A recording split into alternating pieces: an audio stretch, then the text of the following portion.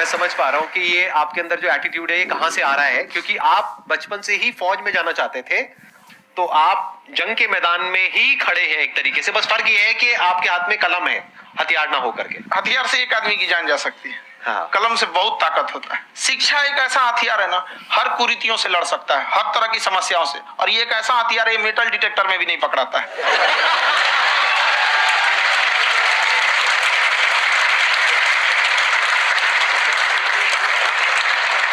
मेरा क्वेश्चन ये है कि अभी प्राइवेट ऑर्गेनाइजेशंस में पीटने का, पनिशमेंट का ये सिस्टम जो है खत्म हो गया है। हम आपके वीडियो में देखे हैं सर कि आप एक बड़ा सा रोल रखे रहते हैं। पुलिस वाला लाठी है वो, पुलिस वाला लाठी है, और स्टेज पे बुला के बच्चों को उसी से धुनाई शुरू कर देते हैं मस्त एकदम से, है ना। तो सर मतलब कि बच्चे मतलब कि डरते नहीं है आपसे, और इस तरीके से कैसे कनेक्टेड हैं आपसे, है ना। और एक और क्वेश्चन सर, यूपीएससी का जो आप अपना बैच स्टार्ट करने वाले हैं, ठीक है, उसके बारे में बताइए सर, क्योंकि मुझे मतलब कुछ इशू करना है सर, ठीक है। और संदीप सर को देख लिए, मेरा तो वैसे ही हो जाना है।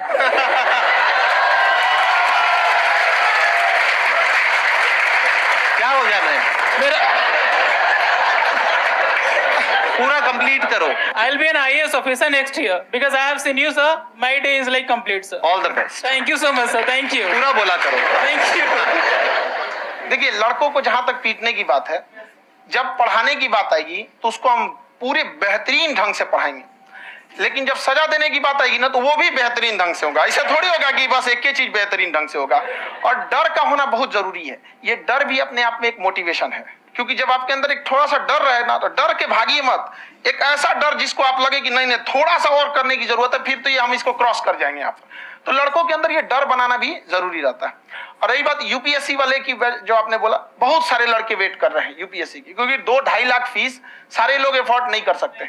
और हमारा वही रहता है, हम तो ज्यादातर हमारे स्टूडेंट देखेंगे तो किसी के रिक्शा वाला, सब्जी वाला, यही लोग, इनको तो 2.5 लाख रुपए, इनके पास पूरी संपत्ति नहीं होती है, फीस कहाँ से भरेंगे वहां पे, उसके रहेंगे कहाँ से। तो ऑल ओवर इंडिया से, कश्मीर से कन्याकुमारी तक, गरीब से गरीब भी लड़का उसको पढ़ सकता है। यही कुछ 1000 रुपये मंथली, 12-14 हजार साल का पड़ेगा, खत्म हो जाएगा इतना में।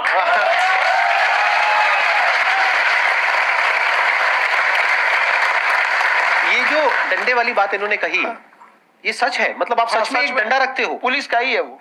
और मारते हो? हाँ, कि मतलब अगर कोई लड़की छेड़ता है या ऐसा कोई भी उल्टा पुल्टा काम पढ़ाई करता लिखाई है, कुछ भी गलती करेंगे तो पिटाएंगे वो यहाँ पे कैमरे पे, ऑन कैमरा, जैसा भी रहे, कुछ भी पिटाना तो उनको फिक्स है। एक तो कोई मतलब विधायक जी थे, उनके लड़का को पीट दिए, तो चला दल बल लेके अपना वहां पे। उसने घर पे नहीं बताया था कि सर ने पीटा है, बस बोल दिया कोचिंग में पीटा है। बाद में पता चला हम पीटे हैं, तो उसके पिताजी मेरे सामने और पीटे।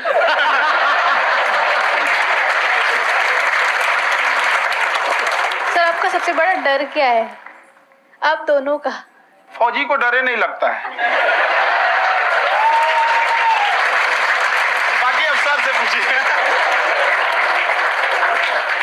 आज के सेशन से पहले कोई डर नहीं था, लेकिन अब मुझे इनकी डंडे वाली कहानियां सुन करके डर लग रहा है कि कहीं मैंने गलती से कुछ बोल दिया। अरे ऐसा नहीं, इन्होंने कहीं पीछे कुछ रखा हुआ है और यहीं आ करके अगर इन्होंने मेरी पिटाई कर दी तो बहुत बुरा हो जाएगा। तो इसलिए हमको थोड़ा डर लग रहा है।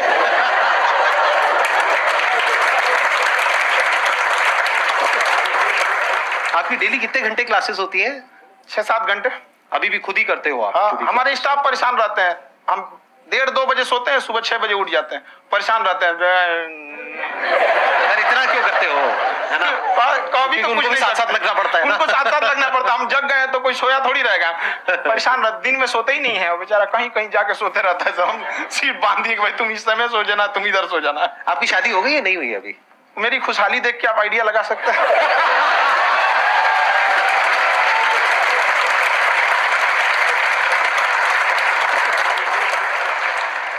First of all I would like to say sir thank you so much to you and to your team कि आपने मुझे यहाँ आने का मौका दिया। एंड सर अब तक मैंने आपको सिर्फ फ़ोन या लैपटॉप में ही देखा है दोनों को, आज फर्स्ट टाइम लाइव देख रही हूँ तो बहुत अच्छा लग रहा है। तो मेरा क्वेश्चन ये है सर आपसे, जब हम लाइफ में कोई डिसीज़न लेते हैं कि हमें ये पर्टिकुलर चीज़ करनी है, और क्योंकि हम डिसीज़न लेते हैं तो हमारी आदत है कि पहले हम 4 लोगों से पूछते हैं कि तू बता तेरी क्या राय है, तू बता तेरी क्या राय है।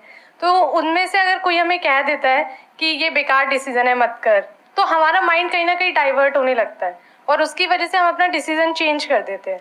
तो मेरा क्वेश्चन ये है कि कैसे हम अपने डिसीज़न पे स्टिक रहे कैसे हम जो दूसरे के ओपिनियन है उनको अफेक्ट ना होने दे अपने ऊपर।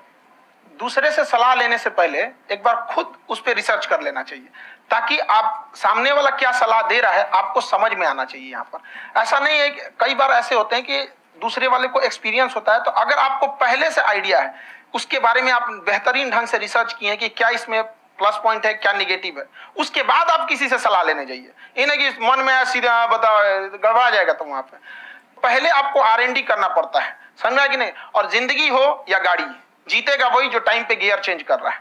तो डिसीजन चेंज करना बहुत ज्यादा गलत नहीं है।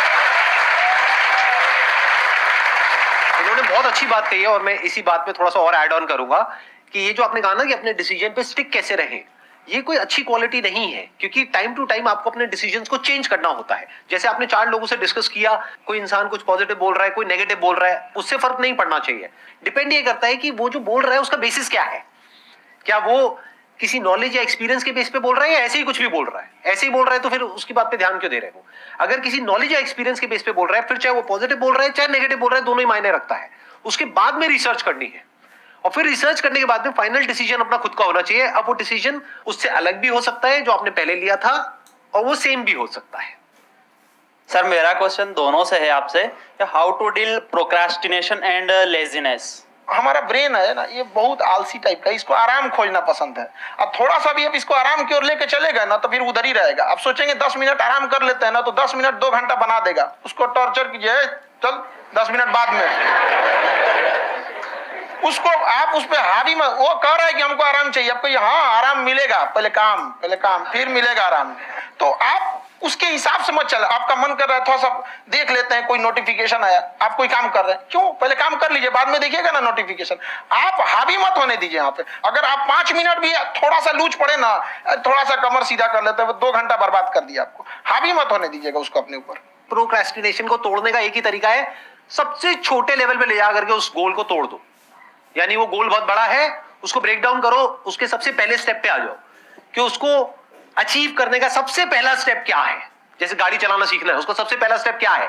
अगर घर में कोई नहीं है सिखाने वाला या सिखाने वाली, तो बाहर जा करके जो गाड़ी का ड्राइविंग स्कूल है उधर जा करके पैसे दे दो। अब फंस गए ना तो फंसा दो अपने आप को। दिमाग ये लगाओ कि अपने आप को कैसे फंसाया जाए। जब हम फंस जाते हैं ना तो फिर हमको वो काम करना ही पड़ता है। Then there is no looking back.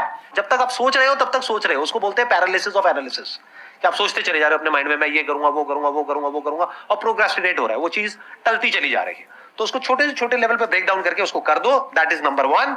और जैसे ही करना शुरू करते हो, कोशिश करो कि उसको जब तक कि आप सही से नहीं कर लेते हो उसको छोड़ना नहीं है, तो आपकी लेजीनेस भी खत्म हो जाएगी।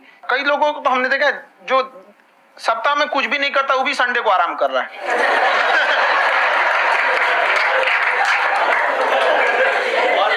वैसे कहा भी जाता है कि अगर कोई काम आपको करवाना है ना तो ऐसे किसी इंसान को दो जो बिजी है, हाँ। ऐसे आदमी को मत दो जो खाली है। ये परफेक्ट एग्जाम।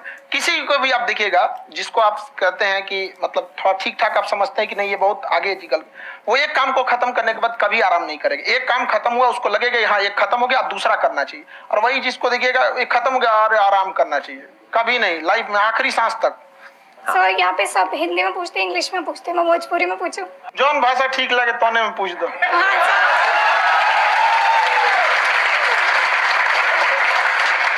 सर, ये पूछे के चाहते नहीं कि जैसे हमने के पढ़ाई करी नहीं सर, तो कभी कभी डेली टारगेट्स जो होला वो कंप्लीट ना होला। अगर टारगेट्स कंप्लीट भी होला तो फिर ऐसा इरिटेशन या फिर वो एंजाइटी या फिर कि और करना है या फिर अभी नहीं हुआ, वो चीज हमेशा रहेला, तो वो कम कैसे करल जाए? देखिए टारगेट्स को ना हम लोग को एक अपने हिसाब से पहले फिट करना चाहिए। ऐसा नहीं कि दूसरे किसी इंसान को देख के हम टारगेट फिट कर ले। कोई लड़का 8 घंटा पढ़ रहा है, कोई पहली बार अभी पढ़ना ही चालू किया, उसको देख के 8 घंटा पढ़ेगा तो पढ़ाई छोड़ देगा। तो आप अपनी क्षमता के हिसाब से देखिए कि आप कितना पढ़ सकते हैं। अगर आपने एक घंटे को बना लिया कि हम 1 घंटा पढ़ सकते हैं, अगले 1 हफ्ते तक उसको सस्टेन रखिए। जिम में कैसे करते हैं लोग, पहले दिन उठा लीजिएगा 1 क्विंटल तो हार्ट अटैक हो जाएगा। तो वो धीरे धीरे टारगेट सेट कीजिए और अपनी क्षमता को भी देखिए। हर इंसान की क्षमता अलग है। कंगारू को देख के हाथी छलांग मारेगा, पैर तोड़ के बैठ जाएगा।